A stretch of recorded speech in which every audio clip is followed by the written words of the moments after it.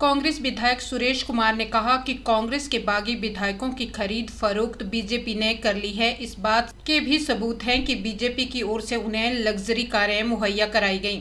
चंडीगढ़, उत्तराखंड और दिल्ली के महंगे आलीशान होटलों में रुके और कई महंगे खर्चे किए। इस विषय पर जांच चल रही है। निर्दलीय विधायकों द्वारा दिए गए इस्तीफे स्वीकार नहीं किए जाने के भाजपा के आरोप पर विधायक सुरेश कुमार ने कहा कि निर्दलीय विधायक स्वतंत्र रूप से चुने गए हैं। उन्हें बीजेपी या कांग्रेस को अपना समर्थन देने का अधिकार है। कांग्रेस ने उनके साथ किसी भी तरह की राजनीति नहीं की है और न ही उन पर किसी तरह का दबाव डाला है। लेकिन अचानक ऐसा क्या हुआ कि उन्हें इस्तीफा देना पड़ा। उन्होंने कहा कि ऐसा साफ लग रहा है कि बीजेपी के प्रलोभन और दबाव के कारण निर्दलीय विधायक अपने पद से इस्तीफा देने की बात कर रहे हैं। देखिए, चुनाव का माहौल है और भारतीय जनता पार्टी भी और कांग्रेस पार्टी भी चुनावी समर में उतर चुके हैं। ऐसे में दोनों तरफ से जो हैं वो एक दूसरे के जो बातें हैं वो की जाती हैं और इसी संदर्भ में माननीय मुख्यमंत्री जी ने भी जो है भाजपा के ऊपर जो है वो कटाक्ष किया है और उसमें भारतीय जनता पार्टी को जब सच्चाई मुख्यमंत्री जी ने कही तो उनको कहीं ना कहीं वो बात चुभी और वो तिलमिलाए और ऐसे तिलमिलाहट में वो ऐसे मुख्यमंत्री जी के ऊपर आरोप लगा रहे हैं। जबकि मुख्यमंत्री जी ने स्पष्ट कहा है कि जो घटनाक्रम इस प्रदेश के अंदर पिछले दिनों में हुआ है उसमें खरीदो फरोख्त की जो शंका है वो 100% है। कोई भी इतना बड़ा कार्य जो है वो खरीदो फरोख्त के बिना नहीं हो सकता है। तो वही बात मुख्यमंत्री जी ने कही है और इसमें भी अगर विपक्ष को लगता है कि वो पाक साफ हैं, उनका दामन साफ है, तो वो कोर्ट में जा सकते हैं, इसमें कोई दो राय नहीं है।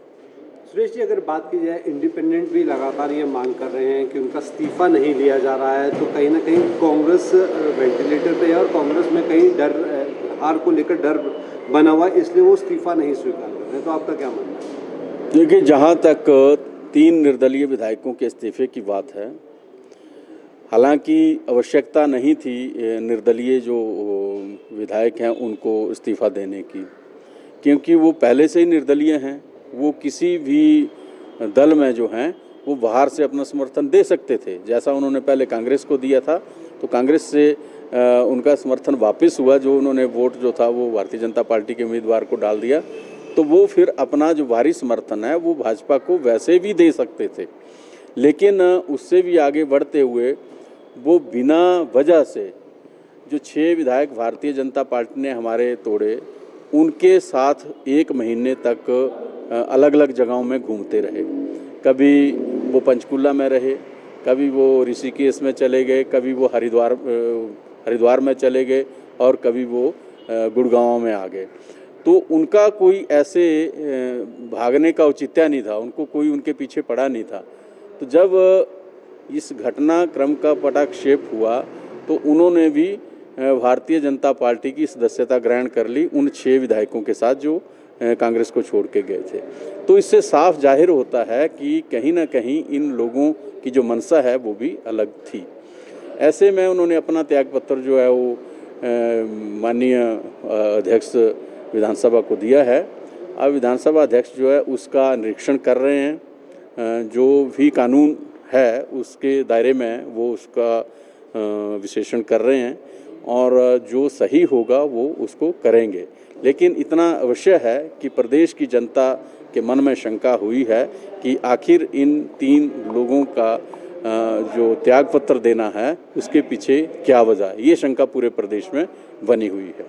सुरेश जी, अगर देखिए, जो चुनाव प्रचार अभियान है वो कांग्रेस पार्टी का आरंभ हो चुका है।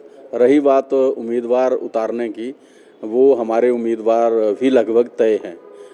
आज भी हमारी बैठक है, कल भी बैठक है, उसमें वो उनकी घोषणा कर दी जाएगी, क्योंकि कांग्रेस पार्टी का जो उम्मीदवार तय करने का जो प्रोसेस है वो एक प्रक्रिया है और उस प्रक्रिया से कांग्रेस गुजर रही है। बहुत जल्द जो उसकी लिस्ट निकाल दी जाएगी। जहाँ तक विधानसभा के उपचुनावों की बात है तो भारतीय जनता पार्टी के पास तो जो 6 कांग्रेस के विधायक यहाँ से छोड़ के गए या भाग के गए, उनके पास तो उनको टिकट देनी थी। उनकी तो मजबूरी थी उनको टिकट देना, तो उनको तो कोई ऐसा विकल्प ढूंढना नहीं था, तो उन्होंने उनकी घोषणा कर दी। जबकि कांग्रेस पार्टी को विधानसभा के उपचुनावों के लिए भी उसी प्रक्रिया से गुजरना है और वो प्रोसेस जारी है। फील्ड का सर्वे किया जा रहा है और सर्वे में जो बेहतर होगा वो तो टिकटों की घोषणा हमारी तरफ से कर दी जाएगी। और इतना ज़रूर है कि प्रदेश की जनता अब ठाकुर सुखविंदर सिंह सुक्खू जी को और मजबूत करना चाहती है। जो घटनाक्रम पीछे हुआ उसको देखते हुए ये 6 की 6 सीटें जो हैं प्रदेश की जनता कांग्रेस पार्टी की झोली में डालना चाहती है, ये बात निश्चित है।